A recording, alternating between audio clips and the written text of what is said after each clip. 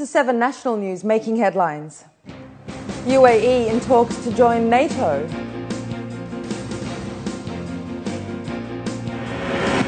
Outstanding Arab women achievers honoured. And 15 films from the UAE screening at the Cannes Film Festival.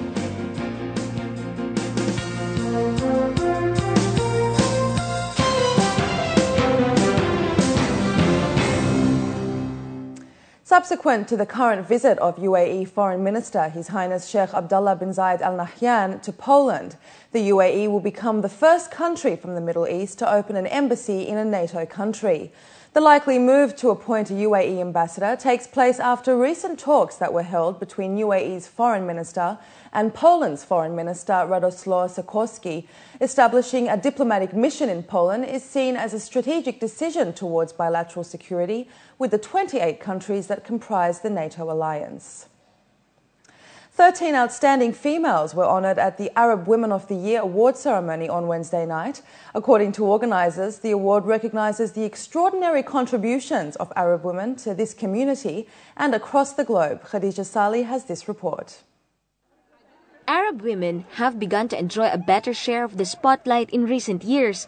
The glitzy and glamorous event that honored 13 fascinating women at a ceremony last night is no exception. Among the awardees is the brains and creative talent behind the new clothing brand Lucky Nuni that incorporates the UAE's culture and tradition in its designs. My line is highly influenced by Khaliji culture, tradition, colors, and embroidery.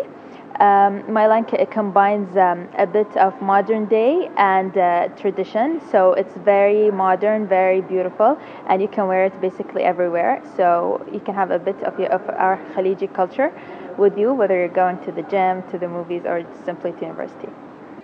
The annual event is now on its third year and continues to recognize the diverse contributions from the women of Arabia, including international Lebanese artist Salwa Zaidan.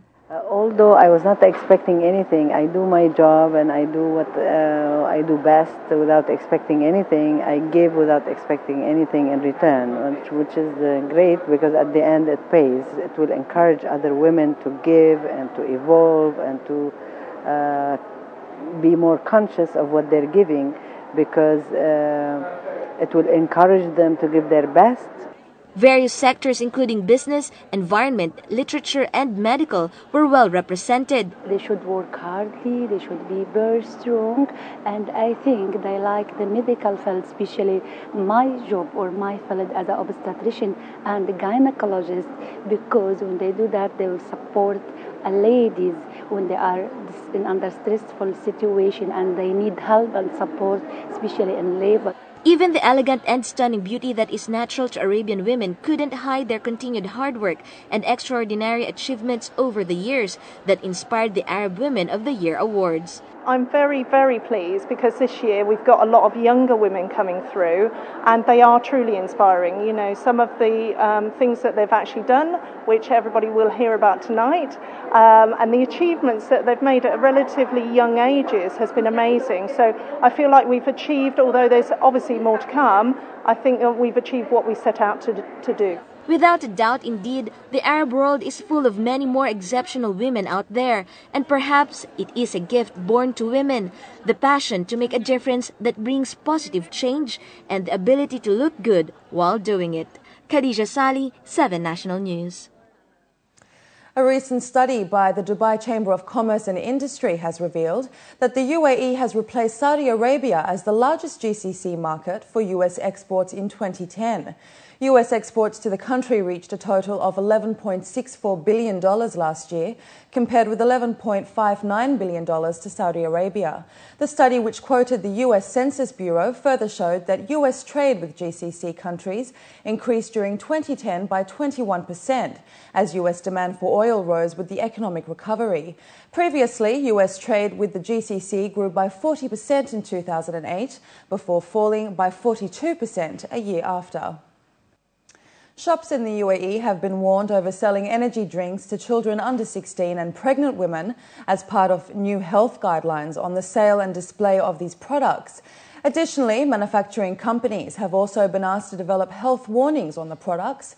According to a local report, notices issued by the Ministry of Economy have already been put up in supermarkets. They warn that energy drinks are not suitable for children under 16, pregnant women, people sensitive to caffeine and diabetic patients. A senior official from the ministry has stated that the regulations are nearly ready and will be unified for the entire country. Etihad Rail is gearing up to change the face of the UAE desertscape. As Mavish Khan reports, it's full steam ahead for a massive rail project. Railways have consistently formed the backbone of transportation networks around the world. The UAE is laying the tracks for its own 1,200-kilometer rail that will carry freight and passengers across the country. Etihad Rail is embarking on a hugely ambitious project. Firstly, the rail network will crisscross the United Arab Emirates and then connect to Saudi Arabia and Oman. 40 billion dirhams is being pumped into this mega project that will not only change the face of the traffic network here in the UAE, but across the region as well. Officials at Etihad Rail recently visited the site of the first route in the western region, little more than miles of desert marked off by orange flags, but that will all change. Phase 1 will carry granulated sulfur from Shah and Habshan to the port of Ruwais for export. The tenders for that are in the market. One is back, the other two aren't back yet. But over the course of the next few weeks, we will be evaluating all of that. And our plan is to award those contracts sort of by the end of the summer so that we can begin construction before the end of the year. We're under a very tight deadline. We have to have something running on that first stage in 2013.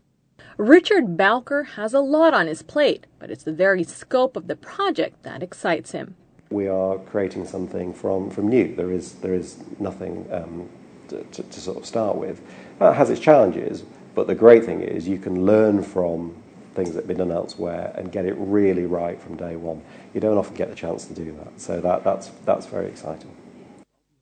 A rail network of this magnitude is not only a benefit in terms of safe travel, connectivity, and reduced traffic congestion, it's also a boon to the economy. This is an economy that has had absolutely astonishing growth, but over the next 20 years up to the 2030 vision, the plan is to diversify the economy even more, and that needs better transport links. So that's what really sort of spurred the project. Etihad Rail executives say there's no better time to invest in the country's infrastructure than the recession. It's always good to invest in infrastructure, and this is infrastructure which will be here for 30, 50, more years. And not only that, one of the benefits of the financial downturn, of course, is that construction companies and bidders perhaps get a little more hungry and prices get a bit more competitive. So it's actually a very good time to putting this kind of infrastructure in. But it's not all about economic viability. The rail project also boasts green credentials with an environmentally friendly approach to lessening the UAE's carbon footprint. Taking lorries off the road will help reduce carbon dioxide emissions. While one aspect of the UAE rail network focuses on freight, passenger travel is another facet. There was talk of a train carrying commuters between Dubai and Abu Dhabi, but that has been put on the back burner for now. The focus is on a countrywide network that will plug into a rail system across the Gulf and possibly onwards to the rest of the Mideast and Europe. In the next 6 to 7 years, Etihad Rail promises the UAE yet another feather in its cap. Mavish Khan, 7National News.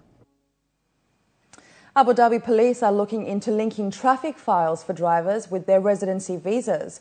According to a local paper, the tie-up of the two systems will ensure that offenders can be caught through the renewal or cancellation of visas.